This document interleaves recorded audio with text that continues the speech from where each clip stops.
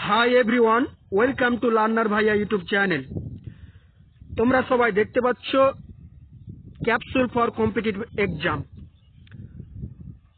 Competitive এক্সামের জন্য যেগুলো মোস্ট ইম্পর্টেন্ট টপিক সেগুলো আমরা এখানে আলোচনা করব।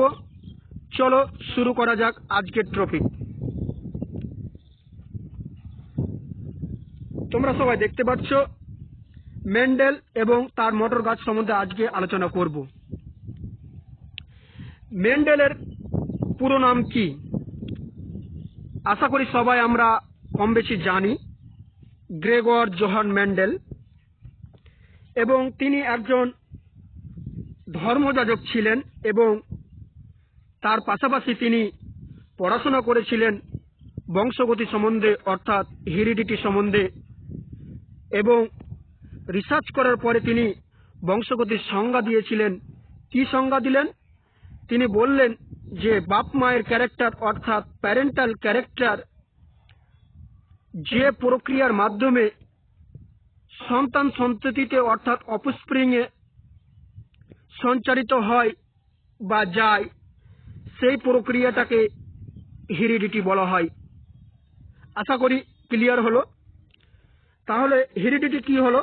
যে বাপ মায়ের ক্যারেক্টারটা সন্তান সন্ততির কাছে যে প্রক্রিয়ায় যায় সেটাকে বলা হয় হেরিডিটি। আশা করি সবাই বুঝতে পেরেছ। চলো পরবর্তী স্লাইড। এখানে তোমরা সবাই দেখতে পাচ্ছ যে Gregor Johann Mendel, father of genetics.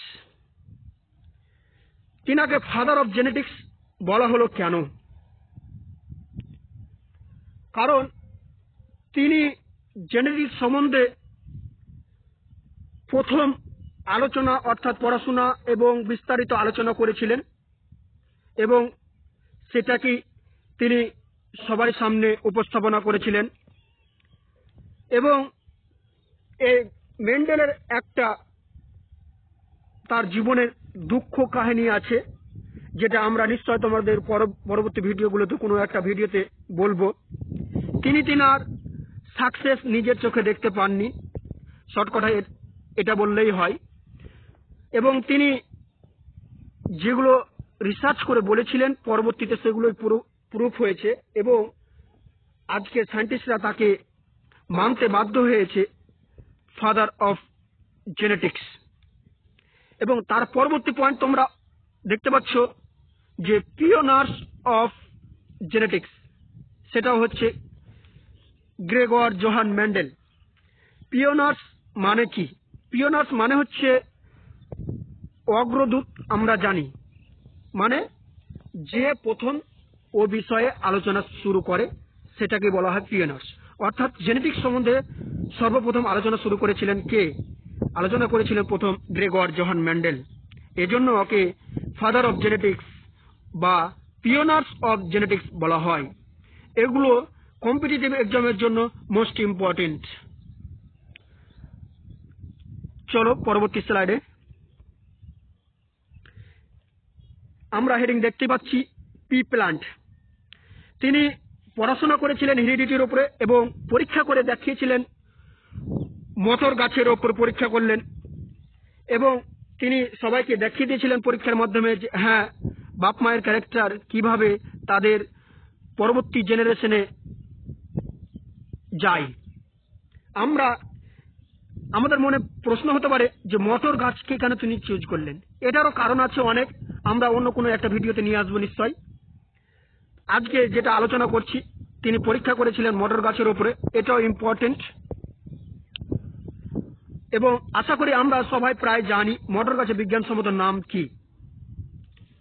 মটর গাছের বিজ্ঞানসম্মত নাম আমরা স্ক্রিনে দেখতে পাচ্ছি, পাইসাম স্যাটিভাম। যখন আমরা এমনি লিখব তাদের আন্ডারলাইন করতে হয়, এটা একটা বায়োনোমিয়াল নোমেনক্লেচারের নিয়ম। যাই হোক, তোমাদের কম্পিটিটিভ এক্সামের জন্য নামটাই যথেষ্ট। তাহলে মটর গাছের বিজ্ঞানসম্মত নাম হলো পাইসাম স্যাটিভাম। এবং এখানে একটা মজার বিষয় হলো যে মেন্ডেল তিনি কাজ করেছিলেন 7 বছর ধরে, 1856 থেকে নিয়ে 1863 খ্রিস্টাব্দ পর্যন্ত। এবং একটা সিমিলারিটি তোমাদের দেখিয়ে দিচ্ছি। এবং মটর গাছের যে ক্যারেক্টার ছিল 7টি, তিনি 7 বছর ধরে কাজ করেছিলেন 7টি ক্যারেক্টারের উপরে। তাহলে কি হলো? 7 years 7 ক্যারেক্টার, 7 ক্যারেক্টার। তাহলে এটা আমরা মনে রাখতে পারবো যে 7 বছর ধরে কাজ করেছিলেন 7টি ক্যারেক্টার, 7 বছর ধরে কাজ করেছিলেন 7টি ক্যারেক্টারের উপরে। চলো পরবর্তী স্লাইড। এবং 7টি ক্যারেক্টার কি কি তোমরা স্ক্রিনে সবাই দেখতে পাচ্ছ। 7টি ক্যারেক্টার মধ্যে আছে কাণ্ডের দৈর্ঘ্য, ফুলের বর্ণ, ফুলের অবস্থান, ফলের আকৃতি, ফলের বর্ণ, বীজের আকৃতি এবং বীজের বর্ণ। 7টি ক্যারেক্টার।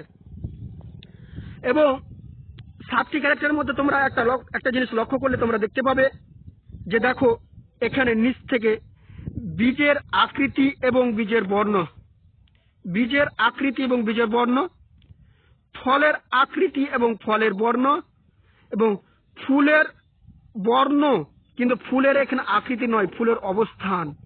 একটু এই জিনিসটা মনে রাখবে। এবং কাণ্ডের দৈর্ঘ্য শুধুমাত্র একটাই ক্যারেক্টার। চলো এটাকে আমরা আরেকটু ছবির মাধ্যমে দেখে ভালো করে বুঝে নিই। দেখো তোমরা স্ক্রিনে দেখতে পাচ্ছ বীজের আকৃতি। প্রথম ক্যারেক্টারে আমরা নিলাম বীজের আকৃতি। বীজের আকৃতি এখানে আরেকটা দেখো প্রকটধর্মী, মানে এটা হচ্ছে ডমিনেন্ট, এটা হচ্ছে রিসেসিভ। তো প্রকটধর্মী মানে যেটা প্রকাশ পাবে, আর প্রচ্ছন্নধর্মী মানে যেটা লুকিয়ে থাকবে। বীজের আকৃতি যদি ক্যারেক্টার নিই তাহলে গোলাকৃতিটা হচ্ছে আমাদের ডমিনেন্ট অর্থাৎ প্রকটধর্মী, এবং কুঞ্চিতটা হচ্ছে প্রচ্ছন্নধর্মী। দ্বিতীয় ক্যারেক্টার হচ্ছে বীজের বর্ণ। হলুদটা হচ্ছে আমাদের প্রকটধর্মী এবং সবুজটা হচ্ছে আমাদের প্রচ্ছন্নধর্মী। দুটা ক্যারেক্টার হলো। পরবর্তী ক্যারেক্টারগুলো দেখে নিই। এখানে আমরা দেখতে পাচ্ছি যে ফলের আকৃতি এবং ফলের বর্ণ, এবং এদের মধ্যে প্রকটধর্মী হচ্ছে স্ফীতটা হচ্ছে প্রকট এবং খাঁজযুক্তটা হচ্ছে প্রচ্ছন্ন, এবং ফলের বর্ণের মধ্যে সবুজটা হচ্ছে প্রকট এবং হলুদটা হচ্ছে তোমাদের প্রচ্ছন্ন। পরবর্তী ক্যারেক্টারগুলি হলো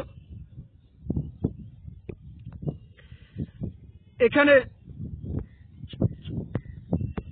ফুলের বর্ণ এবং ফুলের অবস্থান। ফুলের বর্ণের মধ্যে আমরা প্রকটধর্মী বেগুনিটা আমরা প্রকটধর্মী পাচ্ছি এবং প্রচ্ছন্নধর্মী পাচ্ছি আমরা সাদাটা।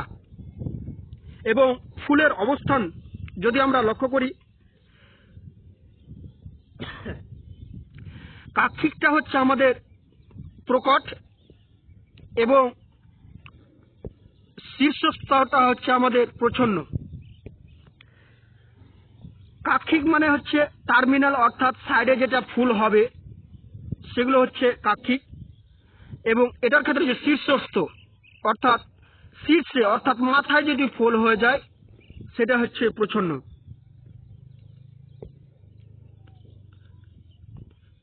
সর্বশেষ ক্যারেক্টার যেটা নিয়েছিলেন তিনি 7 নম্বর ক্যারেক্টার হলেন কাণ্ডর দৈর্ঘ্য।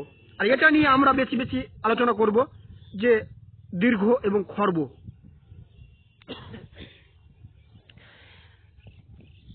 ডমিনেন্টটা হলো অর্থাৎ প্রকটধর্মী লক্ষণটা হলো দীর্ঘ এবং খর্বটা হলো প্রচ্ছন্নধর্মী। চলো পরবর্তী স্লাইড। এবং তিনি মটর গাছের ওপরে ডিটেল স্টাডি এবং পরীক্ষা নিরীক্ষা করে তিনি 3টে সূত্র দিয়েছিলেন। সূত্রগুলো কি কি? যে প্রথম সূত্র হচ্ছে প্রকটতার সূত্র অর্থাৎ ল অফ ডমিনেন্স। দ্বিতীয় সূত্র হচ্ছে পৃথক ভবনের সূত্র বা ল অফ সেগ্রিগেশন, এবং তৃতীয় সূত্র হচ্ছে স্বাধীন সঞ্চালনের সূত্র বা ল অফ ইন্ডিপেন্ডেন্ট অ্যাসর্টমেন্ট। এখানে জানতে হবে যে কোনটা সূত্র কার উপরে ডিপেন্ড করে দিয়েছে। প্রথম দুটো সূত্র অর্থাৎ ল অফ ডমিনেন্স এবং ল অফ সেগ্রিগেশন, এ দুটো সূত্র এক সংকর জনন অর্থাৎ মনোহাইব্রিড ক্রসের উপর ডিপেন্ড করে দিয়েছেন। প্রকটন সূত্র এবং পৃথক ভবনের সূত্র, ল অফ ডমিনেন্স এবং ল অফ সেগ্রিগেশন কার উপর ডিপেন্ড করে দিয়েছিলেন? এক সংকর জনন পরীক্ষা এবং বা মনোহাইব্রিড ক্রস। এবং তৃতীয় সূত্রটি দিয়েছিলেন কার উপর ডিপেন্ড করে? ডাইহাইব্রিড ক্রস অর্থাৎ দ্বিতীয় সংকর জনন পরীক্ষার উপরে নির্ভর করে দিয়েছিলেন, অর্থাৎ ডাইহাইব্রিড ক্রস। আমরা পরবর্তী কোনো একটা ভিডিওতে এই সূত্রগুলি আমরা আলোচনা করব। আজকের টপিক এ পর্যন্তই। Thank you for watching video. তোমরা চ্যানেলকে সাবস্ক্রাইব করো, ভিডিওটিকে লাইক করো এবং ভিডিওটিকে বেশি বেশি করে শেয়ার করো। শীঘ্রই পরবর্তী আরেকটা ভিডিও আসছে যেটা কম্পিটিটিভ এক্সামের জন্য মোস্ট ইম্পর্টেন্ট। তোমরা চ্যানেলের সঙ্গে জুড়ে থাকো। Thank you. আজকে এ পর্যন্তই।